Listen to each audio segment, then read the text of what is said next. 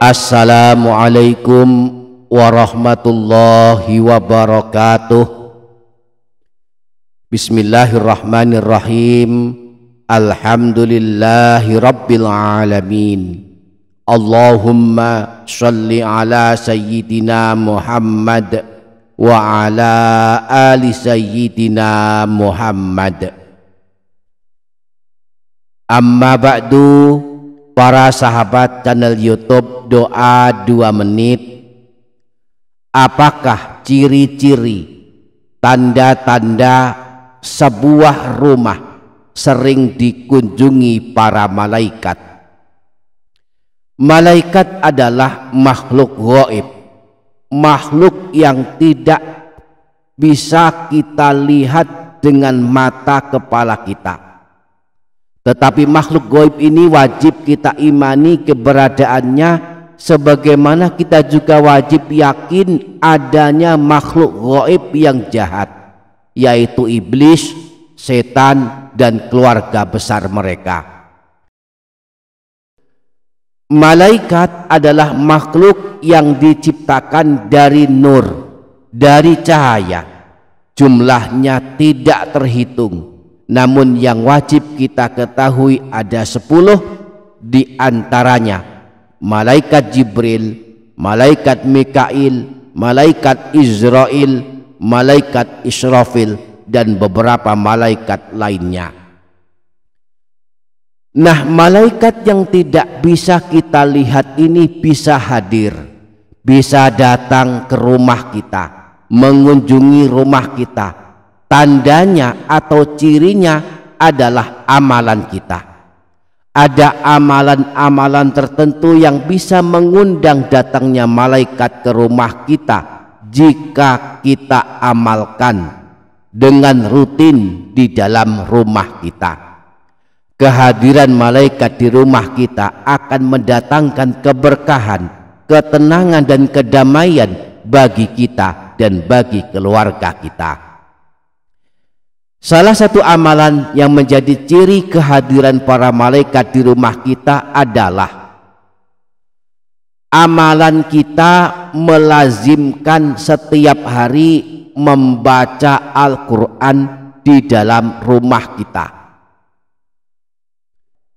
Imam Ad-Darimi dalam kitab Sunannya menyebutkan sebuah riwayat yang berasal dari Sayyidina Abu Hurairah tentang manfaat dan keajaiban membaca Al-Quran di dalam rumah.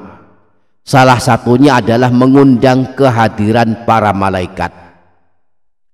Sayyidina Abu Hurairah pernah berkata, sesungguhnya sebuah rumah akan terasa lapang dan luas bagi penghuninya, akan sering dikunjungi para malaikat, dijauhi oleh setan, dan akan bertambah banyak kebaikan-kebaikan dan keberkahan di dalamnya jika di dalamnya dibacakan Al-Quran. Sebaliknya, sebuah rumah akan terasa sempit bagi penghuninya. Para malaikat pun enggan masuk ke dalamnya, bahkan malah setan yang sering masuk ke dalamnya, serta sangat sedikit kebaikannya jika di dalamnya tak pernah dibacakan Al-Quran. Maka bacalah Al-Quran di dalam rumah kita agar para malaikat sering mengunjungi rumah kita. Sungguh rumah yang sering dibaca Al-Quran di dalamnya, tidak hanya para malaikat suka datang ke rumah kita, tetapi rumah kita akan banyak kebaikannya dan keberkahannya. Sebaliknya, jika tak pernah dibaca Al-Quran dalam rumah kita, maka akan sedikit keberkahannya. Rasulullah pernah bersabda, banyak-banyaklah kalian membaca Al-Quran di dalam rumah kalian, bahwa sesungguhnya rumah yang di dalamnya tidak dibacakan Al-Quran akan sedikit kebaikannya, banyak keburukannya, dan terasa sempit bagi penghuninya. Ada banyak surah pilihan yang bisa kita amalkan dalam rumah kita. Salah satunya adalah surah Al-Baqarah.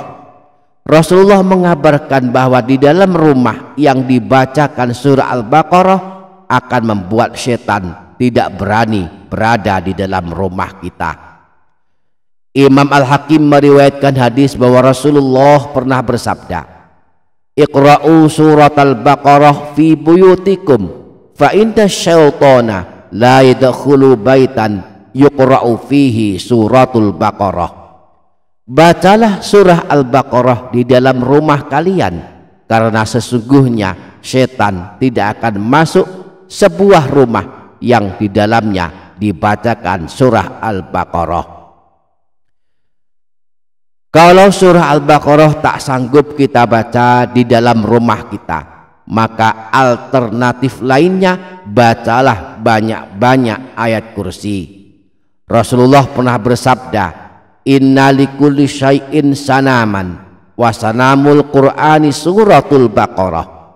Sesungguhnya segala sesuatu pasti memiliki sesuatu yang istimewa, dan paling istimewanya surah Al-Quran adalah surah Al-Baqarah. Wa fihi ayatun sayyidatu ayil Quran ayatul kursi. Di dalamnya terdapat rajanya ayat-ayat Al-Quran, yaitu ayat kursi.